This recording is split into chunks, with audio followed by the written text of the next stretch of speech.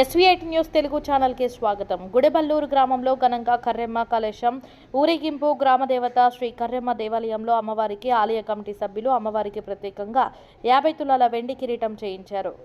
గ్రామంలో ఊరేగింపుతో ఆలయానికి తీసుకెళ్తున్న భక్తులు. ఈ కార్యక్రమంలో గ్రామ ప్రముఖులు, పెద్దలు, అఖిలపక్ష నాయకులు, యువకులు, మహిళలు పెద్ద సంఖ్యలో పాల్గొన్నారు.